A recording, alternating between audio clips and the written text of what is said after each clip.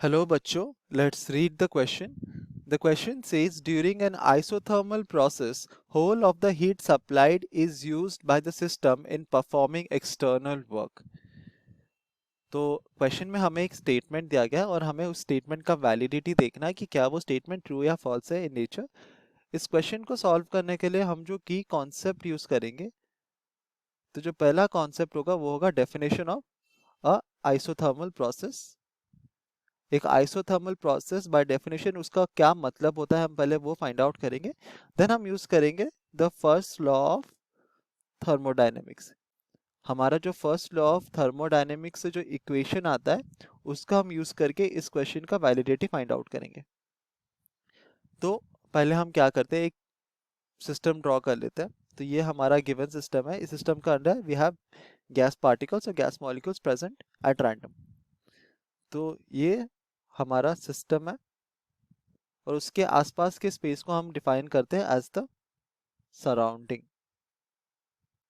तो अगर there is a certain amount of change that takes place within the gas molecules और उस then उसको हम कहते हैं एक प्रोसेस, एक थर्मोडायनेमिक प्रोसेस।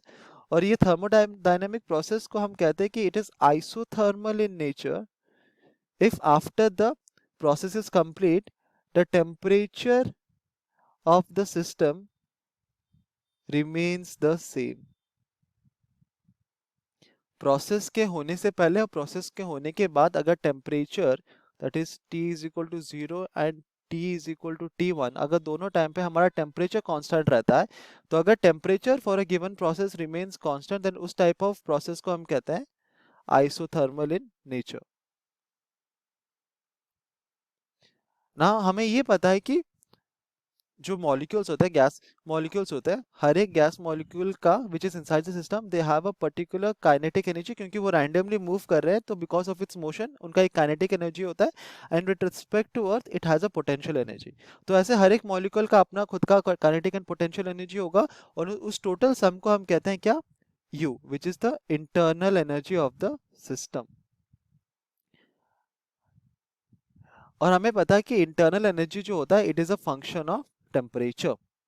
तो अगर internal energy the temperature increase करेगा तो इंटरनल एनर्जी इंक्रीज करेगा, टेम्परेचर डिक्रीज करेगा तो इंटरनल एनर्जी भी डिक्रीज करेगा। क्योंकि हम देख सकते हैं कि टेम्परेचर इंक्रीज करेगा तो ऑब्वियसली क्या होता है, ये जो पार्टिकल्स है it will move with greater velocity, तो ऑब्वियसली काइनेटिक एनर्जी इंक्रीज करेगा और फिर इंटरनल एनर्जी इंक्रीज करेगा।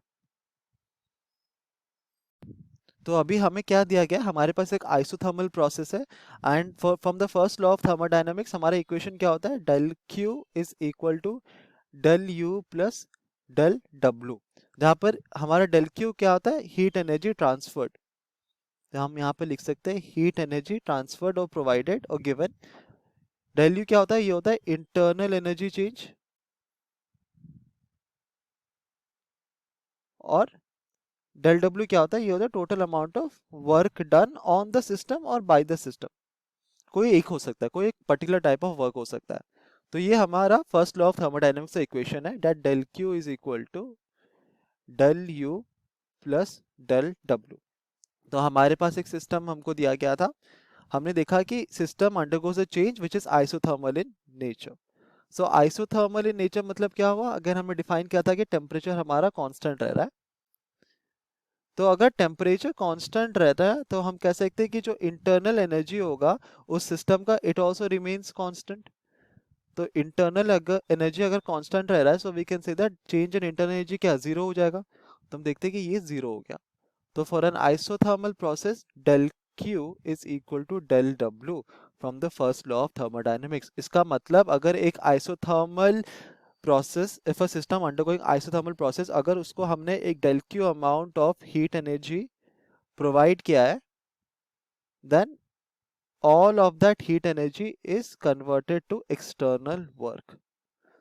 सारा का सारा हीट एनर्जी हमारा वर्क डन में कन्वर्ट हो जाता है, क्योंकि कोई भी हमारा जो हीट हमने प्रोवाइड किया है वो इंटरनल एनर्जी चेंज में नहीं यूज होता, सारा का सारा एक्सटर्नल वर्क डन में वो यूज हो जाता है। That is the property of a isothermal process and this is what happens in theory, but in practical ये हमेशा पॉसिबल नहीं है, क्योंकि हमें पता है कि not all of the energy provided can be converted to work, certain amount of energy is lost as other forms of energy।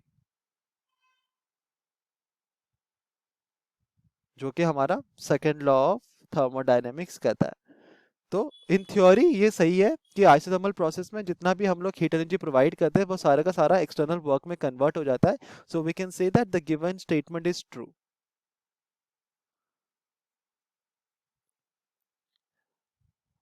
Hope you understood it well, best of luck.